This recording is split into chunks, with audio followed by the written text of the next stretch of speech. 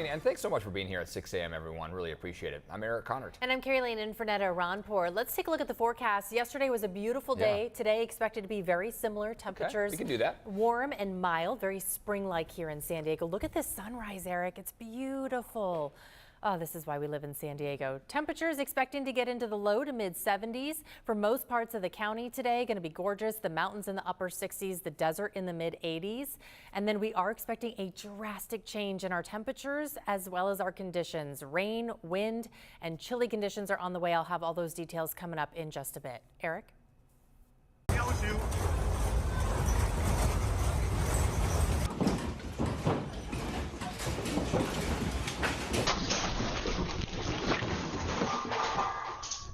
You just saw the moments a 7.4 magnitude earthquake hit Taiwan overnight. Authorities say at least 9 people are dead, over 900 are hurt. This morning, search and rescue missions are underway for more than 100 people still trapped. The epicenter of the earthquake was just off the eastern coast of Taiwan near a busy tourist city. Many buildings are now leaning over streets. The earthquake also caused massive landslides and power outages. This was the strongest earthquake to hit Taiwan in 25 years. Be sure to stay with CBS 8 for updates on this developing story. We'll also have the latest at CBS8.com and our social media pages. Today is the day the state is opening up its lottery system for the California Dream for All program.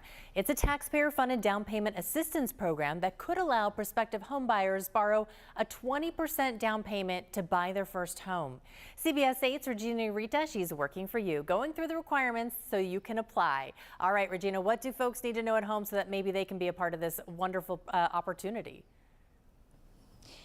Yeah, well, Carrie, good morning. Look, the first thing that they should know is that it is back open, especially because last year it did run out within 11 days. So it's some good news for those who want to apply. Now, it is supposed to help about 2,000 applicants, and the state has set aside about $250 million. Now, if you're planning to apply, the first thing you need to do is check out the requirements on the state's website. There you will find all the requirements. You must be a first-time home buyer. You must meet income requirements and be a first-generation home buyer. The income requirements in San Diego County are a maximum annual income of $185,000 per family and a minimum credit score of 660. You'll have to get pre-approved by a state-approved lender, which means gathering documents like monthly pay stubs, W-2s, tax returns, and bank statements. So take a listen to what a state-approved lender recommended you do next after sending all the necessary paperwork. And then from there, you get a certificate generated. You would send that to your lender, so us. And then we fill out a little form, we give that to you, and then you take that form and you upload it and you apply or you register to be within the lottery. Now, one thing I should mention is that you do have to pay back this down payment, but you also have to give the state back that 20% equity that you have earned. So again, to clarify, that application starts today. Carrie and Eric. All right, thanks, Regina. Right now, National City is not moving forward with a homeless encampment ban, at least for now. The city council determined they don't have enough information, so they voted to direct staff to gather more research. They also have no shelter availability. The proposal mirrors an ordinance passed in San Diego last year. It bans encampments within 2 blocks of schools, waterways, or natural areas and transit hubs if shelter beds are available. National City saw a 27% increase in homelessness in 2023. If there's nobody to go, what else can you do? There are no shelter beds that become empty unless there's housing that is built. The council plans to meet again before July to discuss new information gathered by city staff.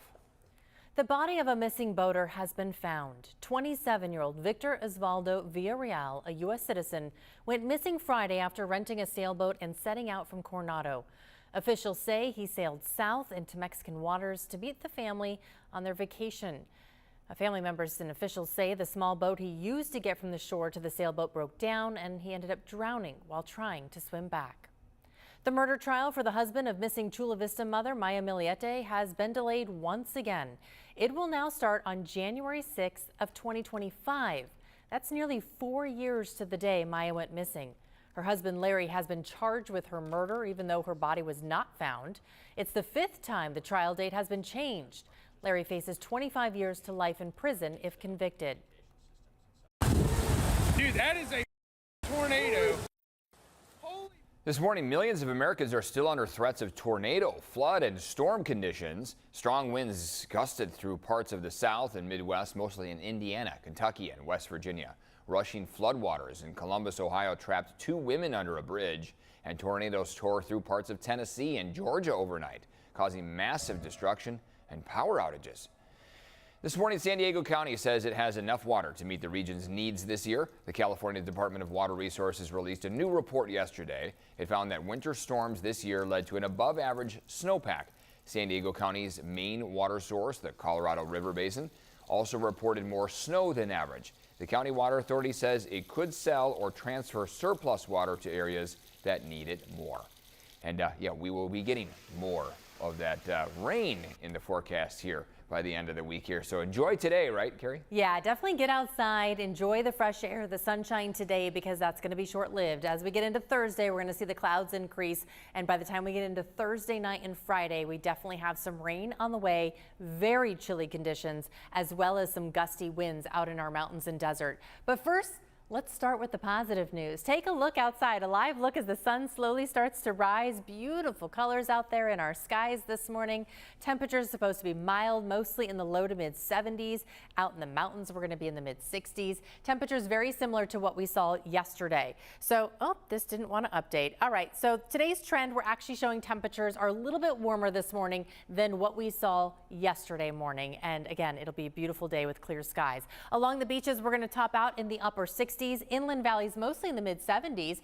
El Cajon, Ramona, good morning, 77 degrees to you today. We're in the 60s out in the mountains, and Borrego Springs a beautiful 86 degrees. This high pressure system is what has been keeping us nice and warm and very spring-like here in San Diego over the last few days. This is going to start to make its trek east. As it does, a low pressure system behind it will start to swing south. That is going to bring us the greatest chance of rain. We're going to see chances anywhere from Thursday night probably through mostly Friday. As we get into the weekend, we're going to start to dry out, and we will see another chance of rain possibly next Monday. So Friday the greatest chance, dry out for the weekend. Monday a slight chance. That one only going to be very slight conditions, maybe some light sprinkles, nothing like what we're expecting on Friday. As far as the coastal communities and the inland valleys west of the mountains, we're expecting about a half an inch, upwards of half an inch. Out in the mountains we could get an inch, and also snow elevations are going to drop down to 3,000 feet. That'll be a light dusting. Around 4,500 feet, we could get 1 to 3 inches of snow. And again, the desert not seeing much of the rate of rain, but definitely some gusty conditions over Thursday and Friday. All right, let's get you caught up on traffic for those of you getting ready to head out the door. Looks pretty good so far. I mean, it's 6:09 this morning, so an early start, but everything moving along. The 15 heading southbound, a little slow. Speeds in the 40s through Escondido. Coming up and out of the South Bay, starting to see a little bit of volume build on the 805, but really nothing that's going to cause any major delays, at least as of yet. All right, now let's take a look at the border wait times from the CBP website. It's 100 minutes for the general line at the San Ysidro Port of Entry, and then 75 minutes for the general line at the Otay Mesa Port of Entry. So give yourself a little extra time. Eric? We have people come up to us as they're crying, and they say thank you. Coming up this hour, the San Diegans helping feed local flood victims. And you have the chance to help out a lot of pups like this one here throughout San Diego County. You can find out how after the break.